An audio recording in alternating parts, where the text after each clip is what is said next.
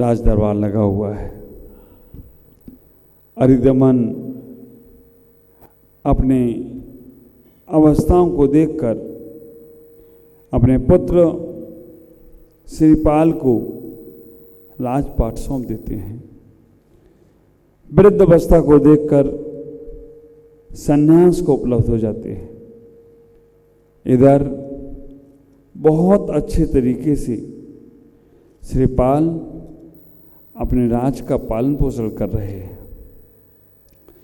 उनका एक ऐसा राज जहां कभी चोरी नहीं होती थी, उनका एक ऐसा राज श्रीपाल का जहां कभी हिंसाएं नहीं होती थी, उनका एक ऐसा राज जहां पर कहीं पर मारापीटी नहीं होती थी, झगड़े नहीं होते थे, लोग धार्मिक प्रवृत्ति के थे। यथा राजा तथा प्रजा। ख्याल करके रखना, जैसा राजा होता है वैसी ही प्रजा हो जाती है। राजा धार्मिक हो जाए तो प्रजा भी धार्मिक होने लगती है। घर का मुखिया सुधर जाए तो पूरा घर सुधर सकता है। घर का मुखिया बिगड़ जाए तो घर से अपेक्षा नहीं रखी जा सकती है कि वो सुधरेगा।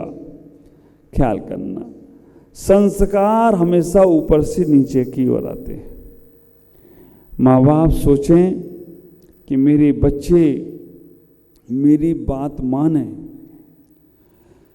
ख्याल करना, माँ बाप सोचें कि मेरे बच्चे मेरी बात माने तो माँ बाप को भी अपने माँ बाप की बात मानना चाहिए।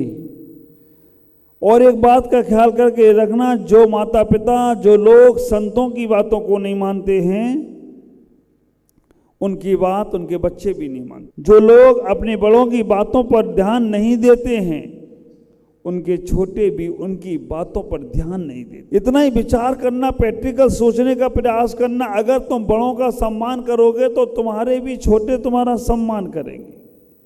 मेरी 2 लाइनें अपने घरों में जरूर लिखवाना। जिन घरों में बड़ों की बिने छोटों को प्यार, जिन घरों में बड़ों की बिने छोटों को प्यार, उस घर में होता है हर किसी का उद्धार। वो घर में होता है हर किसी का उद्धार।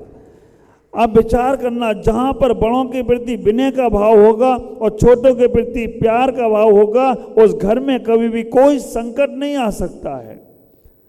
बड़ों से बात करो तो बड़े आदर के साथ करना, आत्मीयता और प्रेम के साथ करना।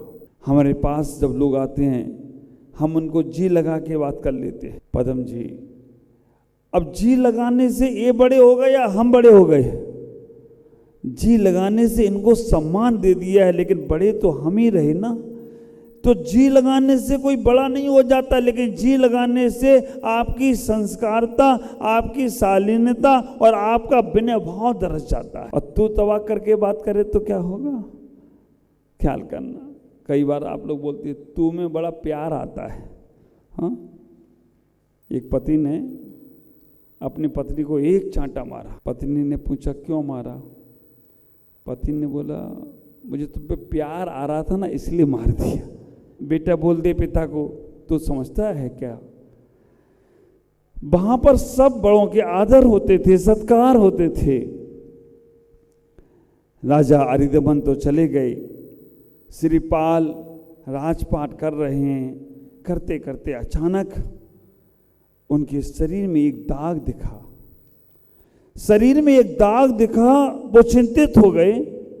उनके मन में विचार आने लगा कि वो दाग एक था। एक बात का हमेशा ख्याल रखना, 3 चीजें जिनको कभी छोटी मत समझना। 3 चीजें ऐसी हैं जिनको कभी छोटी मत समझना। पहली, चिंगारी। अग्नि की चिंगारी छोटी सी होती है, लेकिन पूरे जंगलों को जलाकर राख कर देती है। बीमारी छोटी सी होती है, अगर ध्यान ना जाए तो बीमारी सर्वस्व शरीर को नाश कर देती है। और शत्रुता छोटी सी होती है, लेकिन जब विराट रूप लेना तो महाभारत और रामायण तैयार हो जाती है। 3 चीजों को कभी छोटा मत समझना, शत्रु को, बीमारी को और अग्नि को। जैसे ही श्रीपाल को कोढ़ हुआ, राग दोष एक हुआ, अचानक वो चिंतित हो गए। ख्याल करना, चिंतित होते चले गए। जब तक शरीर साथ देता है, शरीर स्वस्थ रहता है, तब तक तो हम धर्म ध्यान पूजा पाठ कर सकते हैं। और जैसे ही शरीर में दिखा दाग, लोग उनसे दूर हटने लगे। जो लोग उन्हें चाहते थे वो लोग भी हटने लगे उनसे दूर। मंदिर में पूजा पाठ करना बंद हो गया उनका। भगवान के दर्शन को जाएं तो मंदिर में लोग आने ना दें। सम्राट थे, आना तो था, उनको आए भी, लेकिन राज दरबार में जब वो कोढ़ बढ़ता गया, सैनिक, पुरोहित, मंत्री, जितने उनके राज दरबार में लोग थे, सबको कोढ़ हो गया। सने सने गांव में ये महामारी फैलने लगी। लोग चिंतित होने लगे, लोग गांव छोड़कर जाने लग गए। अब क्या किया जाए? राजा को कोढ़ हुआ, प्रजा तो उनका साथ दे, लेकिन अब राजा के सामने समस्या थी, मैं क्या करूं? एक तरफ प्रजा है और एक तरफ मेरी बीमारी है। प्रजा के लोग राजा को कुछ बोल ना सके, और राजा को कुछ बोल ना सके तो वो उनके काका, चाचा के पास गए। अरिदमन के भाई का नाम था वीरदमन। उनसे जाकर अपनी बात कही। वीरदमन ने कहा, मैं ही कुछ कहूँगा। और वीरदमन जब वहाँ पहुँचे, जब श्रीपाल से कहा, तुम्हारी इस बीमारी के कारण से प्रजाओं में कई प्रकार की चर्चाएं चल रही हैं। प्रजा तुमसे कह नहीं पा रही है, लेकिन वो प्रजा बहुत दुखी है। राजा को छोड़ते भी नहीं बन रहा है और यहाँ रहते ही नहीं बन रहा है। ख्याल करना, समझदार राजा थे श्रीपाल। उन्होंने कहा, काका क्या किया जाए? ऐसी स्थिति बनी है कि इस कोढ़ को पता नहीं क्यों हो गया। मैंने कौन सा ऐसा कर्म किया जिस वजह से मेरे शरीर में एक कोढ़ फूटा है और मेरे साथ इतने लोगों को होता जा रहा है। वीरदमन ने कहा, बेटा ये तो तुम्हारे किसी कर्म का ही फल है, लेकिन अभी तुम्हें इस कर्म के उदय के कारण से प्रजा की रक्षार्थ इस राजपाट को छोड़ना है। श्रीपाल ने कहा, ये राजपाट कौन संभालेगा? अरिदमन ने कहा, इस राजपाट को हम संभालेंगे। और आप विचार करके रखना, अरिदमन को, वीरदमन को वो राजपाट सौंप कर जाने लगे। पूरे नगर में सूर्य के रहते भी अंधकार छाने लगा। लोगों को उनकी माँ की आँख, कुंद प्रभा माँ की आंखों में आंसू, अंधेरा छाने लगा। कहते हैं वीरदमन की आंखों में आंसू थे कि इतना सुंदर राजा और उसको कोढ़ हो गया।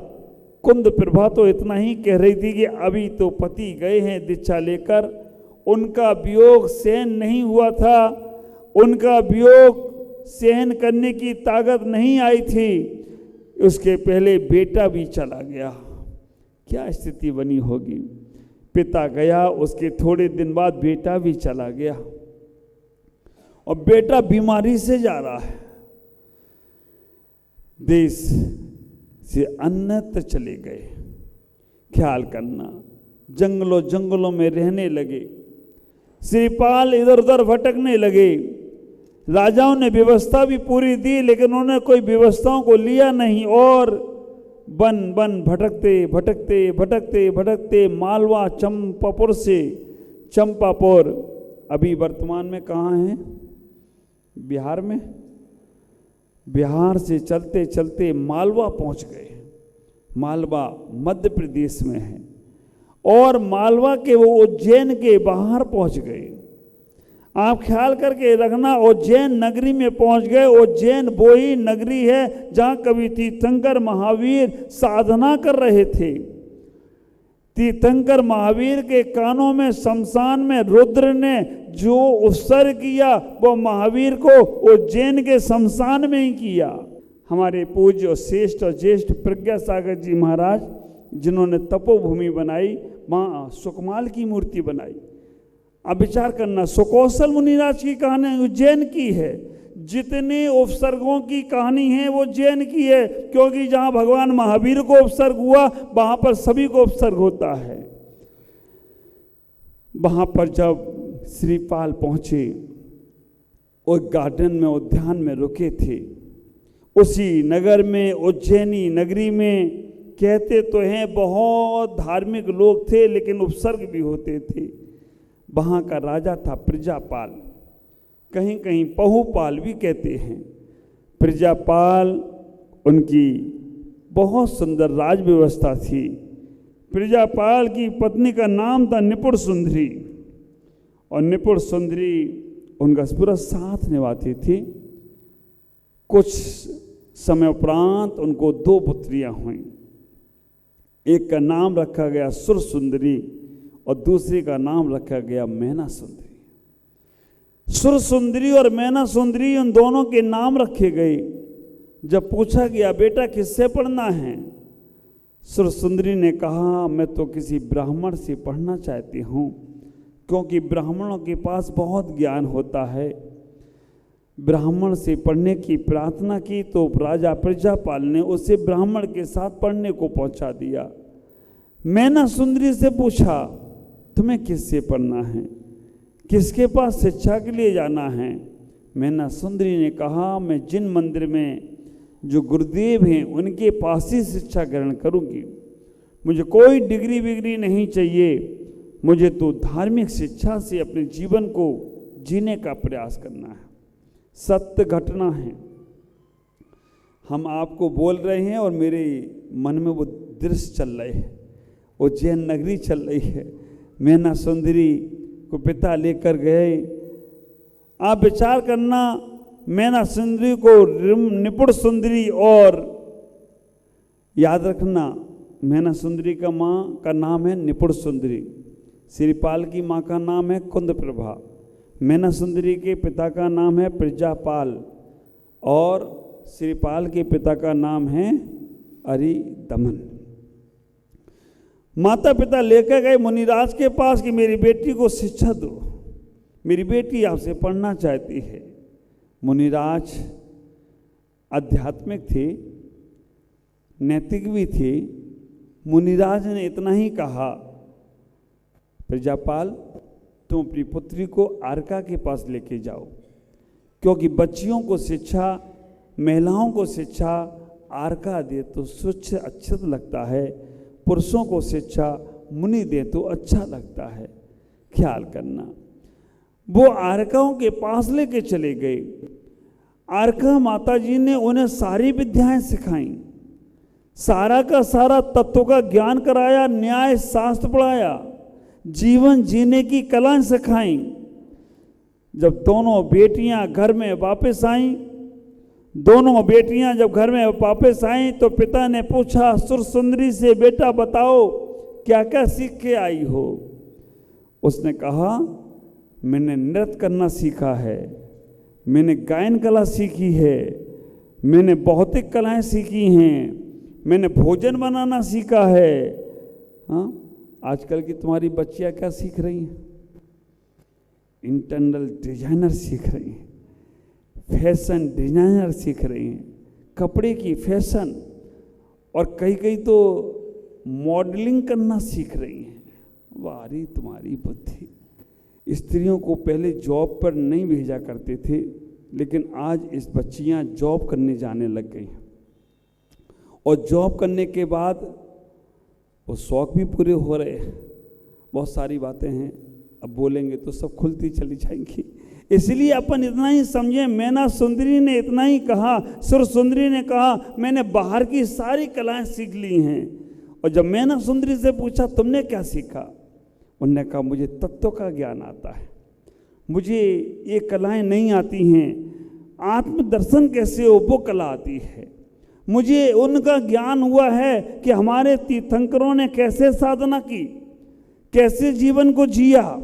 ख्याल करके रखना, लौकिक शिक्षा और पाठशाला की शिक्षा में क्या अंतर है। एक पिता ने अपने बच्चे को कहा कि जाओ गुरुकुल में पढ़ो, पाठशाला में पढ़ो, तुम्हें कुछ मिलेगा। लेकिन उस बच्चे ने कहा कि मैं जाऊंगा, लेकिन क्या मिलेगा मैं देखूंगा। बच्चा पाठशाला में पढ़ता था, 1 घंटा जाता था। दीमापुर में क्लास चलती हैं, यहाँ बच्चों की बहुत सुंदर क्लास चल रही हैं। हमारी समता बहन, क्या नाम, अनीता बहन, और 2-3 और है ना, नीलम, 3-4 महिलाएं, वास्तव में इनने बहुत पुण्य किया होगा जो आज छोटे छोटे बच्चों को इतना अच्छा संस्कार दे रही हैं, इतना अच्छा। हमें लगता है ये पूर्व जन्म की आरकाएं रही होंगी, इसलिए अब आरका नहीं बनना है तो आरका बन के शिक्षा दे रही हैं। और इनके पति, इनके परिवार वाले भी अच्छे हैं, इन्हें रोक टोक नहीं रहे हैं, और समाज के लोग भी इनका सहयोग कर रहे हैं। हमारा भी यही देह है, हमारे बच्चों को ऐसी ही शिक्षाओं के माध्यम से धर्म से जोड़ के रखना है। हमारी संतोष बहन भी बच्चों को पढ़ाती है ना, भक्तांबर याद कराती हैं, और याद कर लें तो उनको इनाम भी दिलवाती हैं। होना चाहिए। वहाँ पर आरका से शिक्षा लेकर जब मैना सुंदरी गई, सेना सुंदरी ने इतना ही कहा कि मैंने अंतर की बात को सीखा है। उस बच्चे से कहा गया गुरुकुल में पढ़ने जाओ, क्या मिलेगा। लौकिक शिक्षा को पाने के बाद उसने जाकर जॉब की। जॉब करने से उसे लाख रुपए मिले। पिता के पास आके बोला, देखो मेरी जो मैंने लौकिक शिक्षा की थी उससे मुझे 1 लाख रुपए महीने के मिले हैं, तुम्हारी धार्मिक शिक्षा से क्या मिला, ये लो 1 लाख तुम्हारे हाथ में देता हूँ। धर्म की शिक्षा ने दिया नहीं, मुझे कुछ नहीं दिया। और ख्याल करना, ये हमारे विद्वान यहाँ बैठे हैं, ये इतनी मेहनत करते हैं, और इनको बाद में आप क्या देते हो, कुछ नहीं। और वो ढोल धमाका बजा के जाएंगे ना, और टेंट पंडाल लगा के जाएंगे ना, और थोड़ा लिपस्टिक चिपस्टिक उनको तुम सब लुटा दोगे। तुम्हें मालूम ही नहीं है कि विद्वान की कदर कैसे की जाए। ख्याल करना। इतना ही हुआ। उस बच्चे से कहा, बेटा तुम्हारे फ्रेंडों ने जो शिक्षा प्राप्त की वो कहाँ है। वो होटलों में मस्ती मार रहे हैं, वो पिकनिक में गए हैं, वो यहाँ वहाँ गए हैं। तब पिता कहते हैं, बेटा बस इतना ही अंतर है, तुमने धर्म की शिक्षा ली थी, उसका प्रभाव ये है कि तुम सीधे हमारे पास आए, माता पिता के पास आए, ये सम्मान किया, और वो धर्म की शिक्षा नहीं लिए थे इसलिए वो होटलों में चले गए। हाँ, तो कोई आश्चर्य की बात नहीं है। आपसे कहूँगा, अपने बच्चों को सुर सुंदरी मत बनाना, मैना सुंदरी बनाना। एक बार कितना भी हो जाए धर्म के लिए भेजना। मैं उन माता पिता को बहुत धन्य समझता हूँ जो अपने बच्चों को गुरुओं के पास लेकर आकर संस्कार दिलवाते हैं। मैना सुंदरी और सुर सुंदरी दोनों शिक्षा प्राप्त करके वापस आए। आगे क्या हुआ, आज नहीं, कल भी नहीं, परसों भी नहीं, क्योंकि अब आगे कब होगा मालूम नहीं। लेकिन इतना ही विचार करना, मैना सुंदरी और सुर सुंदरी आ गए हैं घर पर, श्रीपाल नगर के बाहर रुके हुए हैं। आगे क्या होता है फिर चर्चा करेंगे। आज इतना ही। ओम नमः।